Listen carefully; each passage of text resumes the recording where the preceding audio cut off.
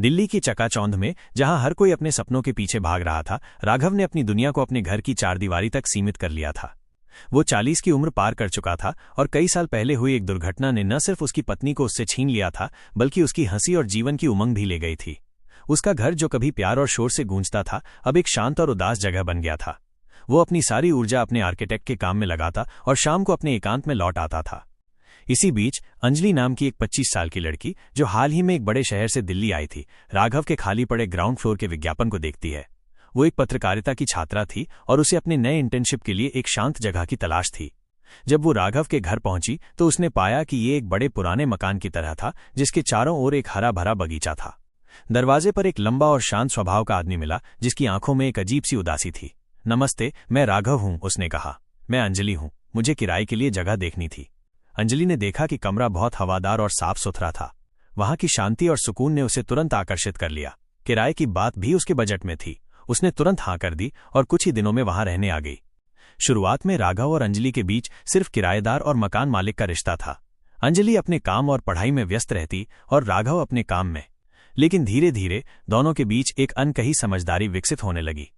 एक दिन जब अंजलि बहुत बीमार थी, राघव ने उसे देखा और तुरंत उसके लिए खाना बनाया और दवाई लाकर दी। अंजलि हैरान थी। उसने कभी नहीं सोचा था कि कोई अनजान व्यक्ति उसकी इतनी परवाह करेगा।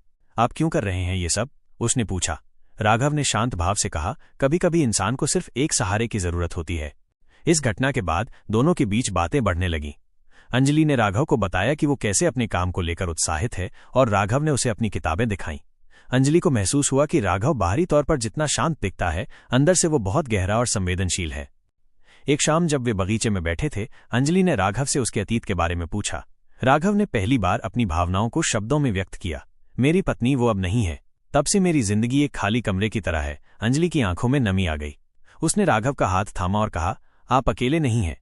ये बात कहने के बाद दोनों के रिश्ते में एक नया मोड़ आया। अब वे सिर्फ बातें नहीं करते थे, बल्कि एक दूसरे का सहारा बन गए थे। अंजलि की वजह से राघव के घर में फिर से रौनक लौट आई। वो फिर से हंसना और जीवन का आनंद लेना सीख रहा था। लेकिन उन्हें समाज की चुनौतियों का सामना करना पड़ा। मोहल्ले के लोग बातें बनाने लगे। इतना उम्र का फर्क, जरूर लड़की ने पैसे देखकर फंसाया होगा। अंजलि परेशान हो गई, लेकिन राघव ने उसे हिम्मत दी। लोगों का काम है बोलना। हम जानते हैं कि हम कौन हैं। इससे बढ़कर कुछ भी मायने नहीं रखता। एक दिन अंजलि के माता पिता उससे मिलने आए और उन्होंने राघव के साथ उसके रिश्ते पर सवाल उठाया। क्या कर रही हो तुम? वो तुमसे उम्र में इतना बड़ा है, उसके पिता ने नाराज होकर कहा। अंजलि ने दृढ़ता से कहा, मैं खुश हूं पापा। मैंने उम्र को नहीं, उनके दिल को चुना है। अंजलि की खुशी देखकर उसके माता पिता भी धीरे धीरे मान गए।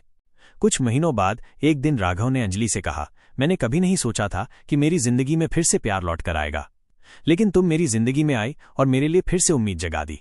अंजलि ने जवाब दिया, और मैंने कभी नहीं सोचा था कि दिल्ली जैसे बड़े शहर में मुझे घर मिलेगा, जहां मुझे प्यार भी मिलेगा। दोनों ने अपने परिवार और दोस्तों की मौजूदगी में एक छोटे से समारोह में शादी कर ली। ये शादी एक साधारण समारोह थी, लेकिन इसमें सच्चा प्यार और सम्मान था। राघव के घर में फिर से प्यार और हंसी की गूंज सुनाई देने लगी। राघव और अंजलि ने मिलकर अपने घर को घर बनाया। दोनों ने हर मुश्किल का सामना किया और दुनिया को दिखाया कि सच्चा प्यार उम्र, समाज या अतीत के डर से कहीं ज्यादा मजबूत होता है। अब वो घर सिर्फ एक ईंट और पत्थर की इमारत नहीं थी, बल्कि दो दिलों का मिलन था, जहां हर दिन उनके प्यार की कहानी लिख रही थी।